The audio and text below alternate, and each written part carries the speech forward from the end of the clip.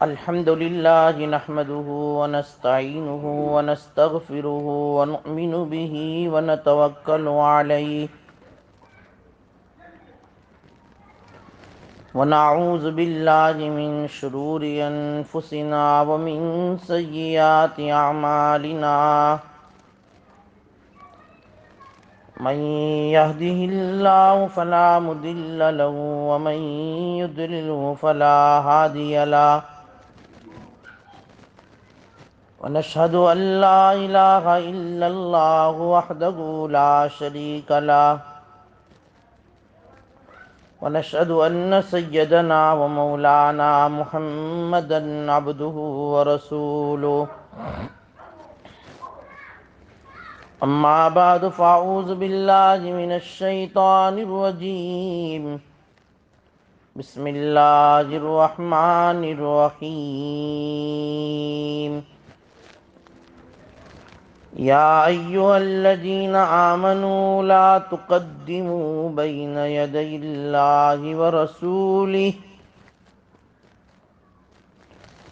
لا تقدموا بين يدي الله ورسوله واتقوا الله إن الله سميع عليم صدقت یا رب العالمین. درود شریف پڑھ لیکن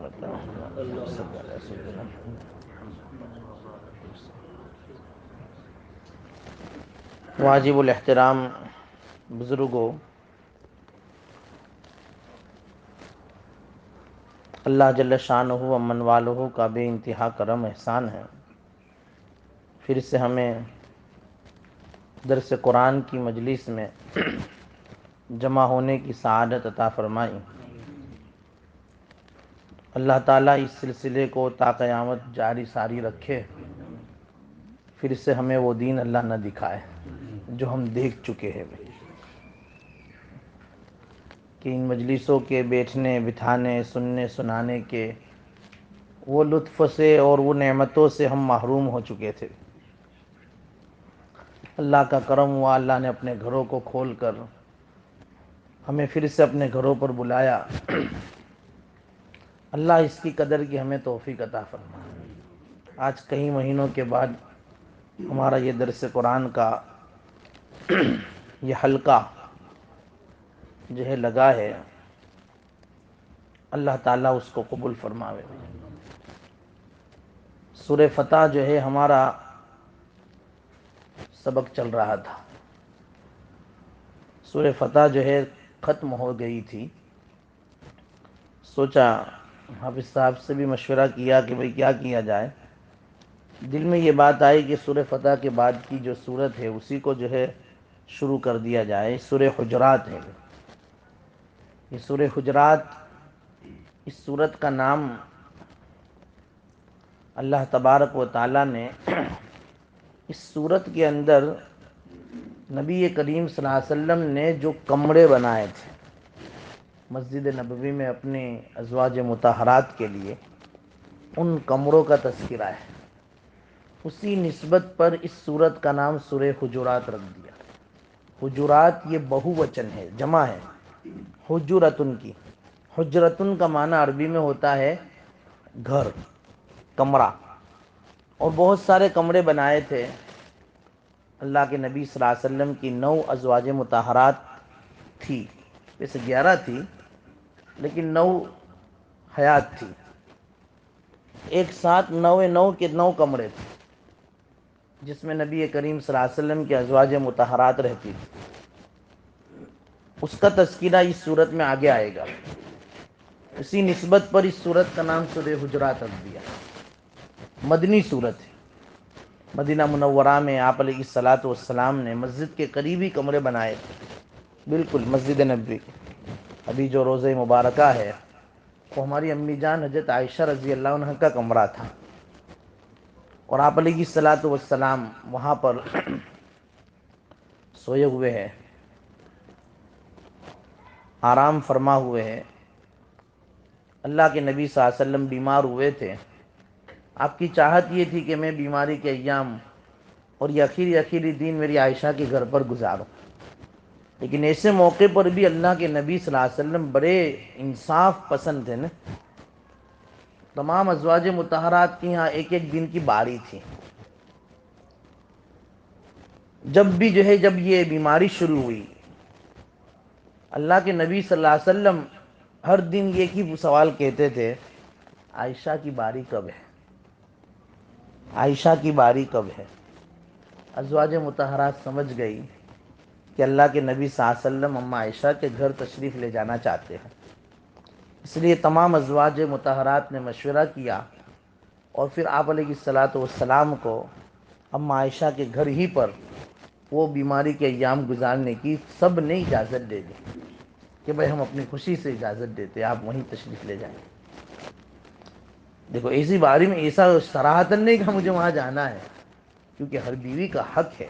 امت کو پیغام دینا تھا کہ بھائی حق اور انصاف، عدل و انصاف ہر ایک کے ساتھ کیا جائے، اور خاص طور پر بیویوں کے ساتھ. اگر ایک سے زائد بیوی ہے، 4 کی اجازت ہے شریعت مطہرہ میں بھی.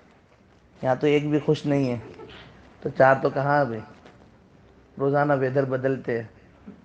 اسی لیے قرآن نے کہا: فَإِنْ خِفْتُمْ أَلَّا تَعْدِلُوا فَوَاحِدَةً أَوْ مَا مَلَكَتْ أَيْمَانُكُمْ. اگر تمہیں یہ خوف ہو، اندیشہ ہو کہ تم انصاف نہیں کر سکو گے، تو بس فواحدہ، ایک پر صبر کر لو.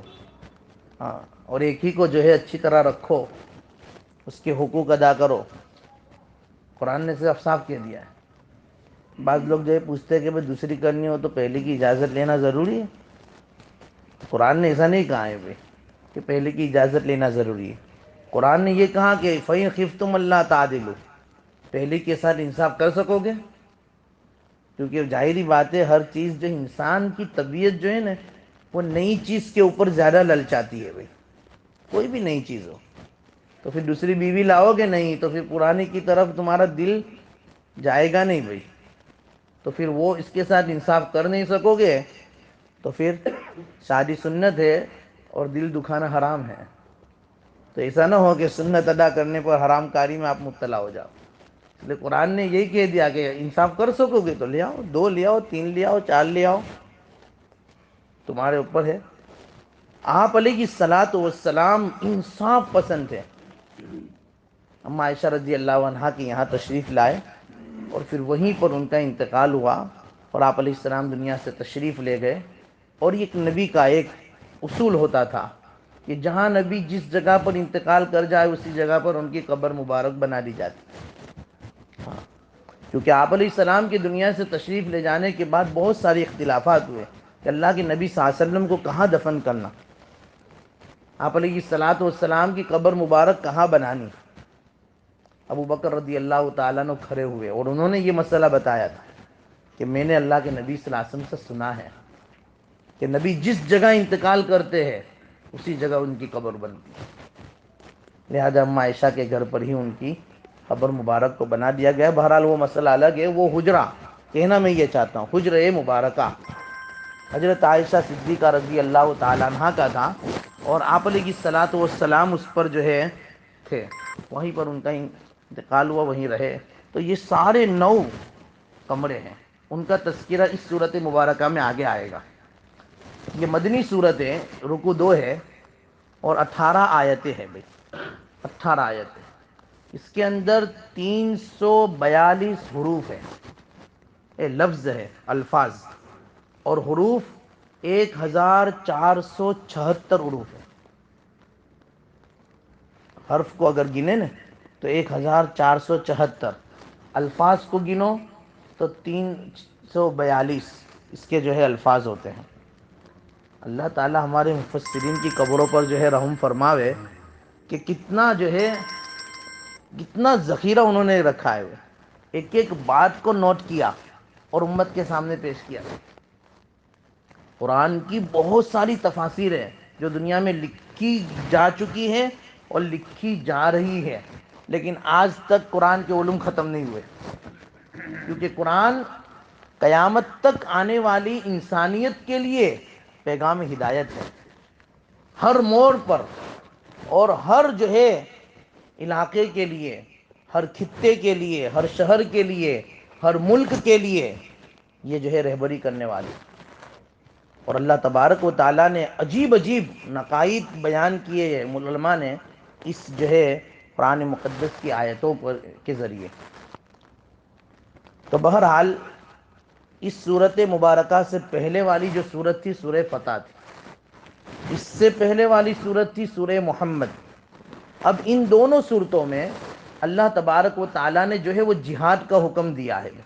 جہاد، اور جہاد جو ہوتا ہے وہ اصلاح عالم کے لیے ہوتا ہے.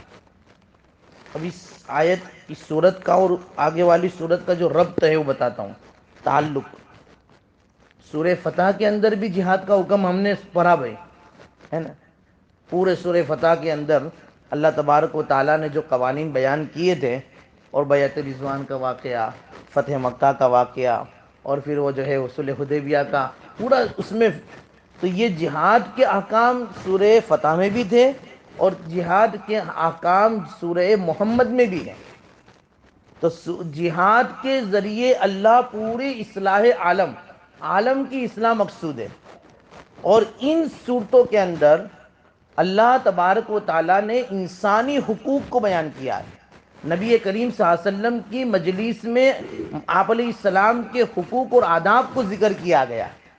اس لیے اس صورت میں اصلاح نفس کو بیان کیا گیا ہے کہ آدمی اگر ان اصولوں پر جو ان صورتوں میں بیان کیا گیا ہے، ان صورت میں جو اصول بیان کیے گئے ہیں، ان اصولوں پر آدمی اگر عمل پیرا ہو جائے تو اس کی نفس کی اصلاح ہو جائے گی. کیونکہ اس صورت میں خاص طور پر معاشرتی احکام بیان کیے گئے. کسی کے گھر پر جاؤ تو کیسے جاؤ، آپ علیہ السلام کی مجلس میں بیٹھو تو کیسے بیٹھو، اللہ کے نبی صلی اللہ علیہ وسلم کے پاس جاؤ، آپ علیہ السلام مسجد نبوی میں موجود نہ ہو، اپنے گھر پر آرام فرما رہے ہو، تو ان کو بلانے کا کیا طریقہ ہے اس کو بھی بیان کیا گیا ہے. اللہ کے نبی کی مجلس میں بیٹھو تو کس انداز سے بولنا ہے کہ اپنی آواز کو نبی کی آواز سے بلند بھی نہیں کرنی ہے. دیکھو صحابہ کو یہ تعلیم دی جا رہی ہے. اسی لیے جو مسجد نبوی گئے ہوئے ہیں، اللہ ہر ایک کو بار بار اس کی زیارت نصیب فرمائے. اللہ کے نبی صلی اللہ علیہ وسلم کے حجرے مبارکہ کے اوپر آج بھی یہ آیت مبارکہ لکھی ہوئی ہے، یا ایھا الذین آمنوا لا ترفعوا اصواتکم فوق صوت النبی ولا تجہروا له بالقول کجہر بعضکم لبعض ان تحبط اعمالکم. اپنی آوازوں کو نبی کی آواز سے بلند مت کرو، بالکل خاموش رہو. اللہ کے نبی سوئے ہوئے ہیں، آپ علیہ الصلوۃ والسلام کو تکلیف ہوگی. ہاں، کیونکہ اللہ کے نبی تو اپنی قبر مبارک میں زندہ ہے. ہم جب صلاۃ و سلام پیش کریں ان ہمارا جواب دیتے ہیں، تم وہاں پہنچو، اپنی آوازوں کو بلند مت کرو. اس لیے مسجد نبوی میں خاموشی کے ساتھ آدمی جتنا بیٹھتا ہے، جتنا جو ہے توجہ رکھتا ہے اللہ کے نبی صلی اللہ علیہ وسلم، اتنا ہی اس کو ایک نور اور کیفیت ملتی ہے. ہاں، تو اس آیت مبارکہ کو اس صورت میں بیان کیا گیا ہے. غیبت کے احکام بیان کیے ہیں کہ اپنے ایک مسلمان کو دوسرے مسلمان کے ساتھ کیسا رہنا چاہیے، دوسرے کے ساتھ کسی کے ساتھ غیبت نہیں کرنی چاہیے، کسی کی غیبت نہیں کرنی چاہیے. غیبت کرنے سے کیا فائدہ ہوگا؟ فائدہ کچھ نہیں ہوگا اور تمہارے عمل ضائع ہو جائیں گے. غیبت آدمی کرتا ہے تو اس کی ساری نیکیاں اس کے کھاتے میں جاتی ہے. اسی لیے امام بخاری رحمۃ اللہ علیہ تو فرمایا کرتے تھے، اللہ کا شکر ہے قیامت کے دن اللہ غیبت کے متعلق مجھے سوال نہیں کریں گے. میں نے کسی کی غیبت ہی نہیں کی، تب جا کر امام بخاری کی کتاب لکھنے والے بنے. بھائی، اصح الکتب بعد کتاب اللہ کی کتاب کے بعد دنیا میں جو صحیح ترین کتاب ہے وہ امام بخاری کی جو ہے صحیح البخاری ہے. ہاں، غیبت سے بچنا کوئی آسان کام ہے بھائی، اللہ ہماری حفاظت فرماوے.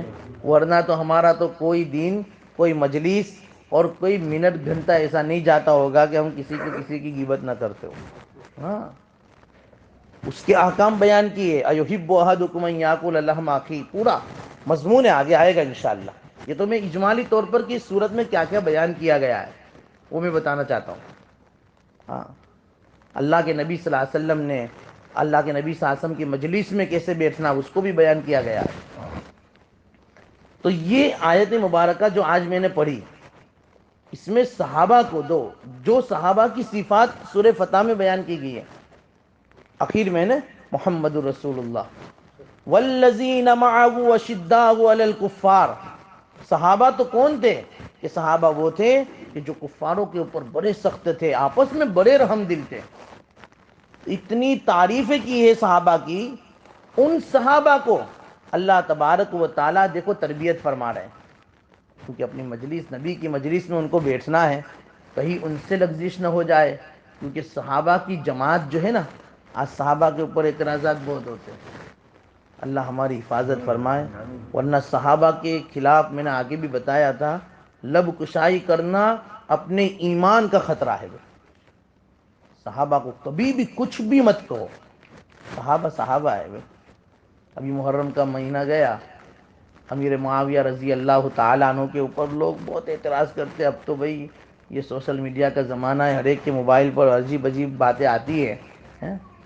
امیر معاویہ رضی اللہ تعالیٰ عنہ نے اپنے بیٹے یزید کو جو ہے خلیفہ بنایا تھا، ان کی یہ غلطی ہو گئی تھی، یہ نہیں، بالکل مت بولو، بالکل مت بولو۔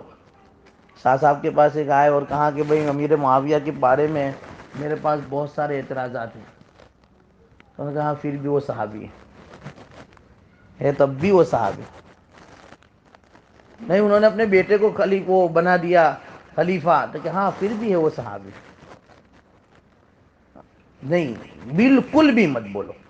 میں اس لیے بول رہا ہوں کہ آپ تو اس موضوع سے گزرتے نہیں ہو، لیکن کبھی، کیونکہ حالات ایسے ہیں، کیونکہ باطل کا دورہ ہے، کبھی کوئی ایسی بات تمہارے ذہن میں آ جائے اور صحابہ کے خلاف تمہاری بدگمانی پیدا ہو جائے، ایمان کا خطرہ ہے بھائی۔ یہ صحابہ کی جماعت ہے جن سے ہمیں ایمان ملا ہے، جنہوں نے کتنی قربانیاں دی ہے اللہ کے نبی کے دین کے لیے، اللہ کے نبی کے سامنے اپنی جان تلمس کر دیا، اپنی بیوی بچوں کو جو ہے قربان کر دیا، اپنی جان کو قربان کر دیا۔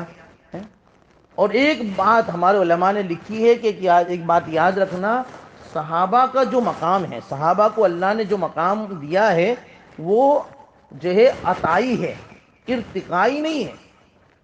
عطائی اور ارتقائی میں فرق ہوتا ہے۔ ارتقائی کا مطلب یہ ہوتا ہے کہ آدمی اپنی محنت سے کسی پوزیشن کو حاصل کرے، یہ ہوگا ارتقائی، کہ آدمی نے اپنی محنت سے یہ مقام اور یہ پوزیشن حاصل کیا۔ اور ایک پوزیشن اور ایک مقام وہ ہے کہ اللہ اس کو عطا کر دے۔ اللہ کے سامنے تو ماضی، حال، مستقبل سب سامنے ہے، آئندہ وہ کیا کریں گے وہ بھی معلوم ہے، کیا کر رہے وہ بھی معلوم ہے، کیا کیا تھا وہ بھی معلوم ہے۔ ہم کو نہیں معلوم ہوتا، کسی کی جو ہے کسی کو دیکھ کر ہم کو نہیں معلوم ہوتا کہ اس کا بھائی فیوچر کیسا ہے اور اس کا پیچھے والا جو ہے حال کیسا ہے۔ ہم تو جو ہے ظاہر کے مکلف، ظاہر میں دیکھتے کہ ہاں بھائی ابھی جبہ پہن کر آئے ماشاءاللہ، چلو اچھا ہوں گے، چلو، لیکن جبے کے نیچے اندر کیا ہے وہ نہیں معلوم ہم کو ہے بھائی۔ اللہ کو تو معلوم ہے نا، اس لیے اللہ نے اپنے نبی کی صحبت کے لیے صحابہ کو منتخب کر لیا، صحابہ کو پسند کر لیا، اس لیے وہ اجتباکم، اللہ تعالیٰ نے ان کو تو پسند کیا ہے اور ہماری اس امت کو بھی پسند کیا ہے۔ تو بہرحال صحابہ کے مقام کو سورہ فتح میں بیان کیا، اب وہی صحابہ کی تربیت کے لیے کچھ آداب، کچھ اصول بیان کیے۔ سب سے پہلے ایمان والوں کو یہ خطاب کیا جو صحابہ کی جماعت تھی کہ لا تقدموا بین یدی اللہ ورسولہ، اے ایمان والو، اللہ اور اس کے رسول کے آگے مت بڑھو، پیش قدمی مت کرو۔ اللہ اور اس کے رسول نے جتنا بتایا ہے اس پر عمل کرو، جتنا کہا ہے اتنا کرو، اس سے آگے بڑھنے کی کوشش مت کرو۔ یا ایھا الذین آمنوا لا تقدموا بین یدی اللہ ورسولہ، اللہ اور اس کے رسول سے آگے مت بڑھو، آگے مت بڑھو۔ اللہ نے بتا دیا ہے کہ تمہیں کیا کرنا ہے، اس کے رسول کے ذریعے تم کو بتا دیا ہے کہ تمہیں کیا کرنا ہے، کون سی عبادت کرنی ہے، کتنی کرنی ہے، بھائی ساری ڈیٹیلز بتا دی نا۔ کیوں؟ اسی لیے تو الیوم اکملت لکم دینکم کہہ دیا کہ تمہارے لیے دین مکمل ہو گیا ہے۔ اب تمہیں اندر کوئی مکس کرنے کی ضرورت ہے بھائی؟ نہیں ہے۔ اور تم کرو تو گنہگار ہے بھائی، اور بہت زیادہ گنہگار ہے. اجازت ہی نہیں ہے شریعت میں دخل اندازی کی. اسی لیے شریعت کے اندر نئی چیز کو ایجاد کرنے کو بدعت کہتے ہیں. بدعت کا معنی یہ ہوتا ہے جو چیز اللہ اور اس کے رسول نے نہیں بتائی تم اس کو کرو، اور عبادت سمجھ کر کرو، نیکی سمجھ کر کرو. نہ کرنے والوں کو جو ہے بہت ہی کڑی نگاہ سے دیکھو، اس کو گستاخ رسول سمجھو، یا اس کو جو ہے مومنین مت سمجھو، کافر سمجھو. یہ ساری باتیں بالکل شریعت کے خلاف. ایمان والو اللہ اور اس کے رسول سے آگے بڑھو ہی مت. جتنا کہا گیا ہے، جیسا کہا گیا ہے اتنا کرو، اور ایسا کرو تو تم کو اس عبادت پر بھی ثواب ملے گا، ان اعمال پر بھی ثواب ملے گا، اور اس اعمال کے ذریعے تم کو قرب خداوندی بھی ملے گی. لیکن اللہ اور اس کے رسول نے جو کہا ہے یا جیسا کہا ہے ایسا نہیں کیا، چاہے تم کتنی بھی عمل کرو، کتنی بھی عبادت کرو، تم یہ سمجھو کہ ہم نے بہت اچھا کام کیا ہے، تو اس کو ثواب نہیں ملے گا بلکہ الٹا گناہ ہوگا. اللہ کا قرب تو نہیں ملے گا بلکہ اللہ تعالیٰ سے اور دور ہوتے چلے جاؤ گے. اس لیے آگے کہا واتقوا اللہ، اللہ سے ڈر کر زندگی گزارو. اللہ کا خوف ہوگا تو تم اللہ کے دین میں ذرہ برابر بھی اضافہ اور زیادتی نہیں کرو گے. ہاں، ایک بات تو یہ ہے. اور اللہ اور اس کے رسول سے آگے نہ بڑھنے کا کام مطلب یہ ہے کہ اللہ اور اس کا رسول جب کوئی بات کہے یا اللہ کی طرف سے بات کہی جائے اس سے آگے تم بات مت کرو، بس وہی بات پر عمل کر لو. قبیلہ بنو تمیم کا ایک وفد آیا تھا اللہ کے نبی کی خدمت میں. آ کر جو ہے انہوں نے یہ پیشکش کی کہ بھئی ہمارا سردار کس کو ہم بنا لیں. صحابہ کی جماعت بیٹھی ہوئی تھی. حضرت ابوبکر صدیق بولے کہ فلاں صحابی کو آپ کا سردار بنا لو. حضرت عمر رضی اللہ تعالیٰ نے بولے نہیں، اقرع بن حابس کو بنا لو. اب یہ دونوں میں تو میں ہو گئی. وہ کہے کہ ان کو بناؤ، کہ ان کو بناؤ. اللہ کے نبی صلی اللہ علیہ وسلم خاموش بیٹھے. آپ علیہ السلام ابھی تو کچھ بولے بھی نہیں ہیں، اور یہ جو ہے آپس میں دونوں بولنے لگے. تو یہاں پر یہ آیت نازل ہوئی کہ یا ایھا الذین آمنوا لا تقدموا بین یدی اللہ ورسولہ. ابھی تو اللہ کے رسول کچھ بولتے نہیں ہیں، تم ان کے آگے آگے بولتے ہو. مت بولو. کہ اللہ کے نبی صلی اللہ علیہ وسلم کی شان میں گستاخی ہے. کتنا ادب سکھایا ہے دیکھو، صحابہ کو سکھایا. کن کو؟ ابو بکر عمر کو، جو اللہ کے نبی پر جان نچھاور کرنے والے تھے. مت بولو آگے، خاموش رہو، اللہ کے نبی کو بولنے دو. بالکل. حالانکہ حضرت ابو بکر اور عمر کا مقام اللہ کے نبی کے جو ہے سامنے بھی بہت زیادہ تھا، اور سوال ہی نہیں ہے. لیکن پھر بھی ادب سکھایا کہ نہیں، نبی کے سامنے بالکل نہیں بولنا ہے، ان کے آگے بولنے کی اجازت ہی نہیں ہے. واتقوا اللہ، اللہ سے ڈرو. واتقوا اللہ. اور دیکھو یہ قرآن کریم کے اندر بہت سے مقامات پر اللہ نے ڈرایا ہے اپنے سے. کیوں؟ کیونکہ جب خوف خدا جب بندے کے دل میں پیدا ہوگا تو انشاءاللہ اس کے لیے ساری اطاعت اور اللہ کے سارے احکام کو بجا لانا آسان. واتقوا اللہ لعلکم تفلحون. واتقوا اللہ واعلموا ان اللہ عزیز حکیم. عجیب عجیب طریقے سے اللہ تعالیٰ نے اپنوں سے ڈرایا ہے، اور امت کو اپنا خوف، اپنی خشیت اللہ تبارک و تعالیٰ نے اپنے اندر پیدا کرنے کا حکم دیا ہے کہ اللہ سے ڈرو، اللہ کا خوف پیدا کرو. اسی لیے جس کے دل میں اللہ کا خوف ہوتا ہے نا، پھر اس کو کوئی عمل کی ترغیب دینے کی بھی ضرورت نہیں ہے، اور اس کو تشکیل کرنے کی بھی ضرورت نہیں ہے کہ تم نماز میں آؤ، کہ تم تعلیم میں بیٹھو، کہ تم یہ کرو کہ وہ کرو. نہیں، خوف خدا ہی ایک ایسا آدمی کے اندر پاور ہے جو آدمی کو ہر عمل پر کھڑا کر دیتا ہے. ہاں، خوف خدا نہ ہو تو پھر آدمی کچھ عمل کے لیے تیار نہیں ہوتا ہے. ہاں، اس لیے خوف خدا. اس لیے آپ علیہ السلام نے فرمایا اتقوا اللہ حیثما کنتم. اللہ سے ڈرو جہاں کہیں بھی تم ہو، جس علاقے میں ہو. اللہ کا خوف تم اپنے اندر پیدا کر دو، اس کا فائدہ یہ ہوگا عبادت بھی آسان ہوگی، معصیت سے بچنا بھی آسان ہوگا۔ آدمی گناہ کب کرتا ہے؟ جب استحضار خداوندی نہیں ہوتا ہے، تب آدمی گناہوں میں مبتلا ہو جاتا ہے، نہیں کرنے کے کام بھی کر لیتا ہے۔ اگر اس وقت آدمی صرف یہ تصور کر لے میرا اللہ مجھے دیکھ رہا ہے، تو آدمی گناہ سے بچ جائے گا۔ وہ چاہے کتنی بھی تنہائی اس کو ملے، چاہے کتنے بھی مواقع ملے اس کو گناہ کرنے کے، دنیا کی کوئی چیز، کوئی آدمی اس کو نہیں دیکھ رہا ہے، لیکن اللہ تو دیکھ رہا ہے۔ واتقوا اللہ، اللہ سے ڈرو۔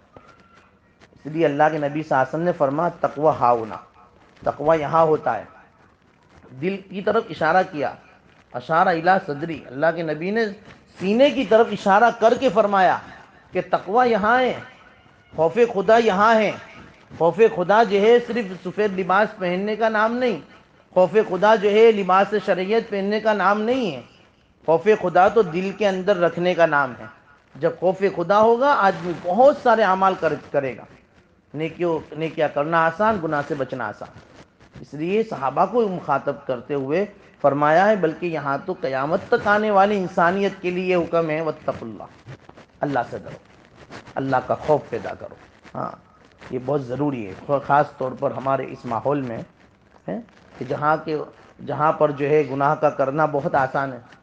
ایسے ماحول کے اندر اللہ تبارک و تعالیٰ کا خوف اگر دل میں آ گیا تو انشاءاللہ تعالیٰ ہمارے لیے گناہوں سے بچنا آسان ہو جائے گا۔ ہاں، اسی لیے حضرت عمر رضی اللہ تعالیٰ عنہ، کعب ابن احبار، یہ بہت بڑے صحابی ہے کعب ابن احبار، ان سے بہت دوستی رکھتے تھے حضرت عمر رضی اللہ تعالیٰ عنہ، اور ان کو بار بار کہتے تھے کہ بھئی کچھ نصیحت کرو۔ دیکھو، جس کے دل میں اللہ کا ڈر زیادہ ہوتا ہے نا، وہ پھر زیادہ جو ہے اللہ تبارک و تعالیٰ کی وہ خشیت کو چاہنے والا بنتا ہے، خشیت کو چاہنے والا۔ اسی لیے کہ بھئی آپ کچھ نصیحت کرو۔ تو آپ علیہ الصلوۃ والسلام حضرت کعب ابن احبار نے کہا کہ بھئی دیکھو، نیک عمل کرو، جتنا کر سکتے ہو اتنا کرو، قیامت کے دن